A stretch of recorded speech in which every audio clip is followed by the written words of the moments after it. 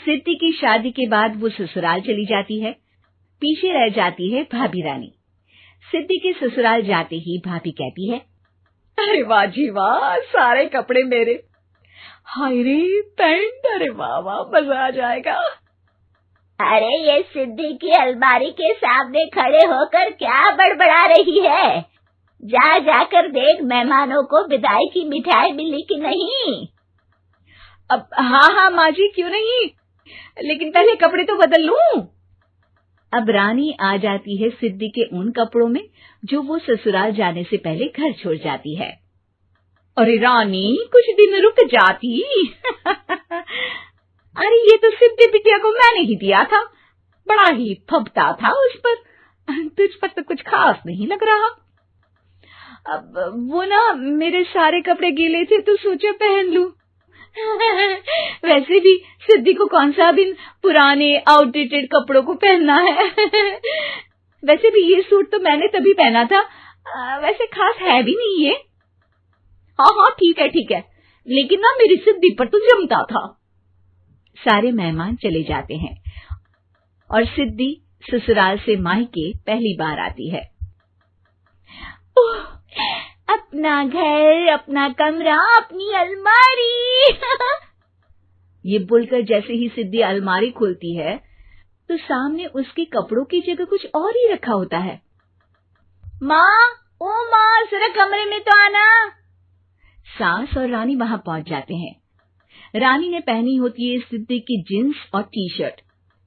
अरे भाभी, ये क्या? ये तो मेरी बड़ी ही महंगी टी शर्ट है, इसे आपने घर में क्यों पहनी है?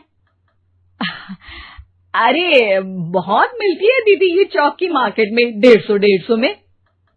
ओ भाभी प्लीज, ये एरोपोस्टल है, 2000 की एक टी शर्ट।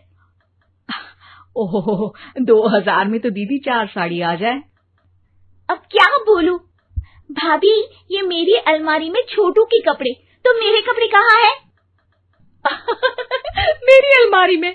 अब दीदी आपको कौन से पुराने कपड़े पहनने थे? माना भाभी, लेकिन मैं जब घर आती तो यही सब पहनती ना।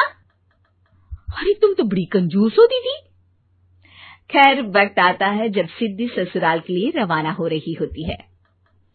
अरे रानी, अंदर से सिद्धि का गिफ्ट ले आ, लड़की पहली बार ससुराल से मायके आई है। रानी अंदर जाती है और एक सिंपल सी साड़ी लेकर बाहर आ जाती है। ये लीजिए माँ जी। सास बेटी को गिफ्ट देकर ससुराल भेजती है। अगले दिन रानी एक सुंदर सी साड़ी पहनकर सामने आती है।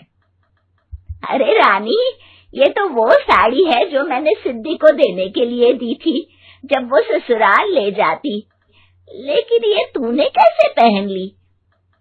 अरे माँ जी, ये साड़ी तो मुझे बहुत पहले से ही पसंद थी, लेकिन चिंता ना करिए, मैंने सिद्धि के लिए भी अच्छी सी साड़ी दी है। हाँ। तभी सिद्धि का फोन आता है।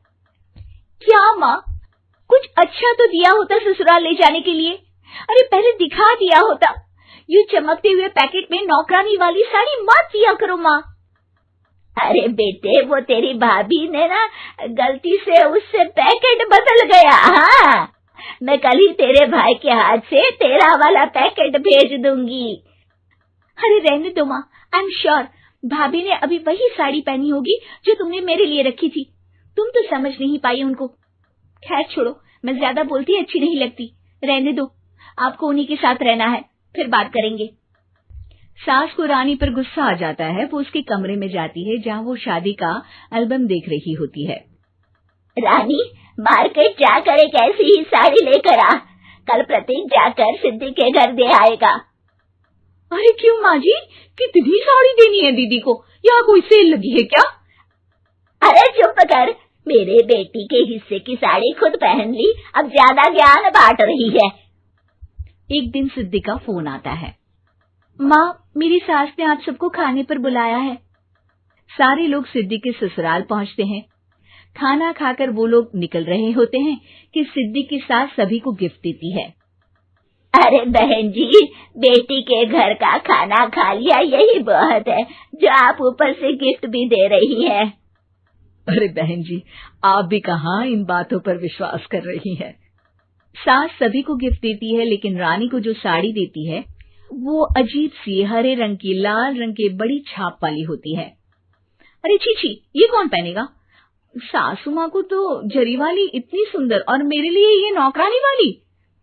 अरे भाभी, दरअसल मैं जब भी घर आती थी आप वापसी में ऐसी ही साड़ी देती थी ना, तो माँ ने सोचा कि आपको आपकी पसंद की ही साड़ी क्यों ना दी जाए।